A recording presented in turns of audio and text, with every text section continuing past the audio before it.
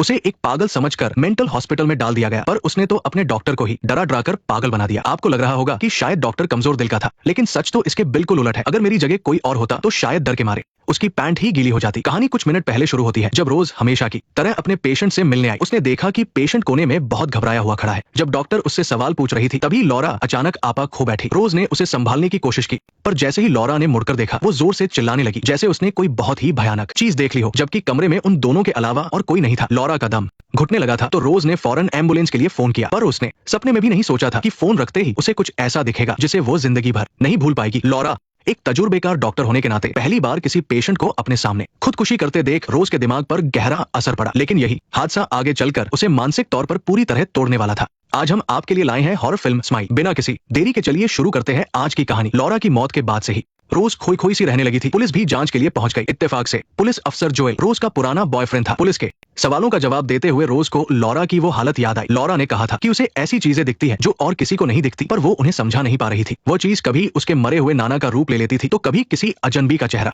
जब भी वह चीज दिखती, उसके चेहरे पर एक मुस्कान होती थी, पर वो हंसी इतनी डरावनी थी कि रूह कांप जाए। उसे हमेशा लगता था कि कुछ बहुत बुरा होने वाला है। लॉरा की हालत देखकर रोज को लगा कि शायद उसे कोई गंभीर मानसिक बीमारी है, और आखिरी सुराग ये था कि मरने से पहले लॉरा के चेहरे पर वही डरावनी मुस्कान थी। रोज की बातें सुनकर गंजे पुलिस वाले को भी यही लगा कि वो बस एक पागल मरीज थी, पर लॉरा की मौत का सच शायद उम्मीद से कहीं ज्यादा उलझा हुआ था। दिन भर की इन अजीब घटनाओं के बाद रोज थकी हारी घर पहुंची। उसकी बिल्ली ने दौड़कर उसका स्वागत किया, जिससे उसे थोड़ी राहत मिली, पर उस वक्त उसे अंदाजा नहीं था कि उसका बुरा सपना अब कपड़ों पर लगे खून के दाग की तरह उसका पीछा कभी नहीं छोड़ेगा। रोज ने जल्दी से कपड़े बदले और नहाकर अपनी थकान मिटाई। उसने सोचा था कि ड्रिंक पीकर थोड़ा तनाव कम करेगी, पर जैसे ही उसने पहला घूंट लिया, उसे कुछ गड़बड़ महसूस हुई। साइलेंस। आज की घटना के बारे में जानकर उसके मंगेतर क्रिस ने उसे गले लगाकर ढाढ़स बंधाया। आज रात उन्हें उसकी बहन के परिवार के साथ डिनर पर जाना था, क्योंकि शनिवार को उसके भांजे का जन्मदिन था। भीड़ भाड़ वाले रेस्टोरेंट में भी रोज का मन कहीं और ही था। उसे कुछ सुनाई नहीं दे रहा था कि उसकी बहन और ली क्या बातें कर रहे हैं। उन दोनों को लगता था कि रोज का ऐसी जगह नौकरी करना अपनी काबिलियत और पैसा बर्बाद करने जैसा है। बातों बातों में उन्होंने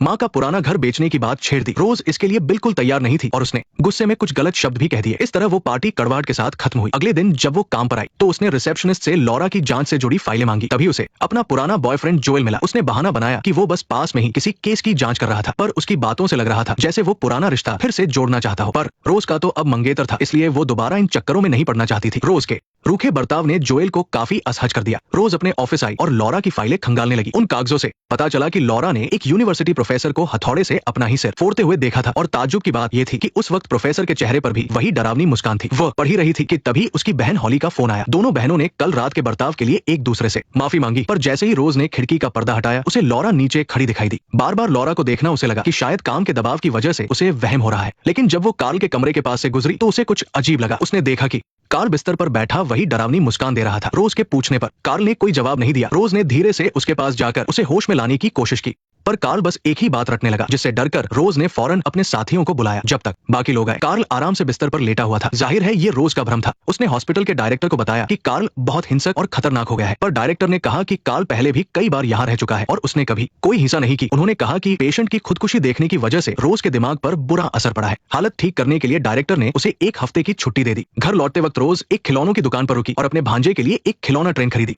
उसने बड़े प्यार से तोहफे को पैक किया। अभी काम आधा ही हुआ था कि क्रिस का मैसेज आया कि उसे आज देर तक काम करना पड़ेगा। रोज फिर से घबराने लगी। वो उठी और उसने एक ड्रिंक और ली, पर तभी घर का सुरक्षा अलार्म अचानक बज उठा। वो हाथ में कैंची लेकर जांच करने गई तो देखा कि पिछला दरवाजा खुला था। तभी फोन की घंटी बजी और रोज दौड़कर फोन उठाने गई। क्या तुम पक्का कह सकती हो कि तुमने अंदर कुछ और नहीं डाला? जरा अपने पीछे तो देखो। जैसे ही वो मुड़ी, फोन की घंटी ने उसे दोबारा हकीकत में ला दिया। वो फोन कॉल सिर्फ रोज का एक वहम था, पर तभी दोबारा असली फोन आया और बातें बिल्कुल वैसी ही थी। रोज ने फौरन पुलिस को बुलाया, पर जब पुलिस ने सारे कमरों की तलाशी ली तो उन्हें कुछ नहीं मिला। उन्होंने अंदाजा लगाया कि शायद दरवाजा ठीक से बंद नहीं था, इसलिए अलार्म बज गया। जब क्रिस घर लौटा तो पुलिस को देखकर वो भी हैरान रह गया। उसने पूछा कि पुलिस क्यों आई थी, तो रोज ने झूठ बोल दिया कि उसने गलती से दरवाजा खोल दिया था। क्रिस को लगा कि उसकी हालत ठीक नहीं है, पर उसने ज्यादा सवाल नहीं पूछे। पर जैसे ही रोज बिल्ली को खाना खिलाने गई, उसे पता चला कि बिल्ली कहीं गायब है। उसी रात उसने एक बहुत ही अजीब सपना देखा, जिसमें उसे अपनी माँ की खुदकुशी का मंजर दिखा। वो अचानक हड़बड़ाकर जाग गई। क्रिस सो रहा था तो उसने अपना लैपटॉप खोला ताकि लॉरा की रिकॉर्डिंग में कोई सुराग ढूंढ सके। और सच में उसे वहाँ कुछ अजीब दिखा। उस ऑडियो में किसी तीसरे इंसान की आवाज सुनाई दे रही थी।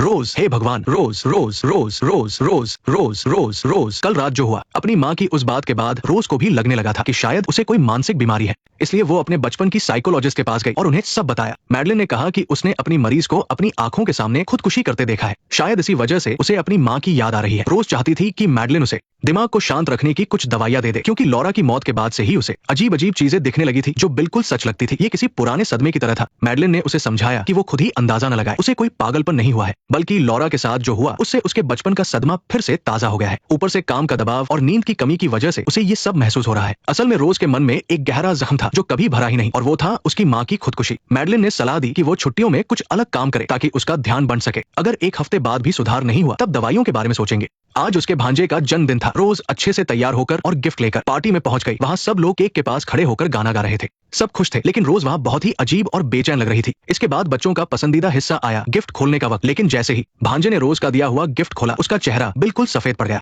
नहीं नहीं नहीं नहीं नहीं नहीं नहीं, तुम्हें मेरी बात सुननी होगी। प्लीज मुझे बताओ कि तुम्हें किसी की जरूरत है, प्लीज। रोज की इस हरकत ने भांजे की बर्थडे पार्टी पूरी तरह बर्बाद कर दी। बाद में उसे पट्टी करवाने के लिए अस्पताल ले जाया गया। हॉली बहुत गुस्से में थी, लेकिन रोज चुपचाप दीवार पर लगे दर्द के चार्ट को घूरती रही। वहाँ बनी वो मुस्कुराती हुई तस्वीर भी उसे डरा रही थी। कुछ देर बाद केट उसे घर ले आई। केट को चुप देखकर रोज ने उसे समझाने की कोशिश की कि दोपहर में क्या हुआ था। वो बस केट को ये यकीन दिलाना चाहती थी कि वो पागल नहीं है। उसे लगने लगा था कि उसके साथ जो भी अजीब हो रहा है उसके पीछे कोई बुरी ताकत है, मगर उसे समझ नहीं आ रहा था कि आखिर वो चीज क्या है। रोज को लगा कि उसकी वजह से उसकी मरीज की जान गई, क्योंकि लॉरा के साथ भी यही सब हो रहा था और अब वही चीज रोज के पीछे पड़ गई थी। केट को उसकी बात पर जरा भी यकीन नहीं था। केट को लग रहा था कि रोज का मानसिक संतुलन बिगड़ गया है। रोज उसके पीछे भागी, उसे समझाने के लिए कि मुझे तुम्हारी जरूरत है। क्या तुम सुन रही हो? रोज, मैं क्या जवाब दूं? क्या तुम सुन रही हो? हे भगवान, तुम पागल हो गई हो। मैं पागल नहीं हूँ, माफ करना, पर ये बीमारी खानदानी होती है ना? दिमागी बीमारी माता पिता से मिलती है। मैंने इस बारे में पता किया है। तुमने क्यों पता किया? क्योंकि मैं जानना चाहती थी कि मेरी जिंदगी कहाँ जाकर खत्म होगी। ये बहुत नाइंसाफी है। चलो मैं तुम्हारे घर चलती हूँ। नहीं प्लीज, मैं खतरे में हूँ। क्या तुमने उसे मारा?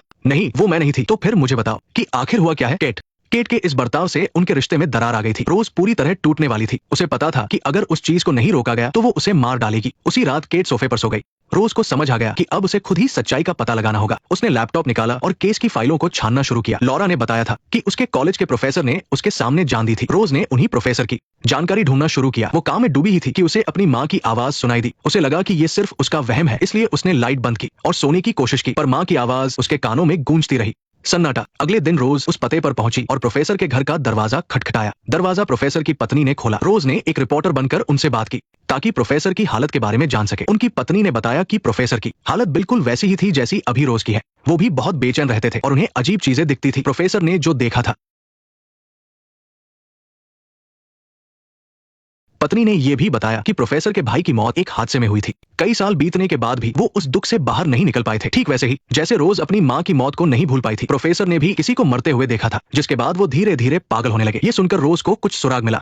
क्या उन्होंने कभी बताया कि ये सब क्यों हो रहा है? क्या उन्हें कोई जवाब मिला था?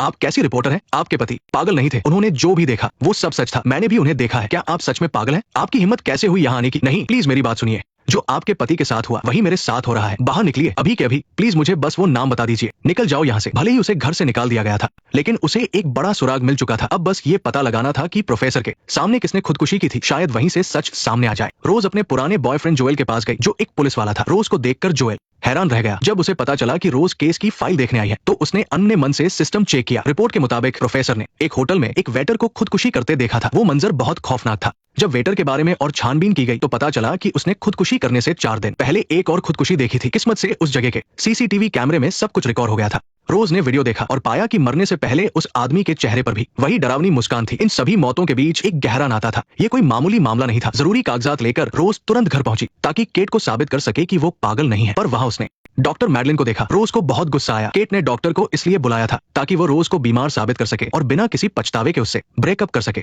मैं तुम्हारे पास इसलिए आई क्योंकि मुझे तुम पर सबसे ज्यादा भरोसा था, लेकिन मुझे यकीन है कि मैं मरने वाली हूँ। मुझे तुम्हारी जरूरत है, पर तुम मेरी बात समझ ही नहीं रहे। तुम्हें लगता है कि मैंने उन्हें यहाँ बुलाया है? नेक्स्ट पार्ट देखने के लिए वीडियो को लाइक करो।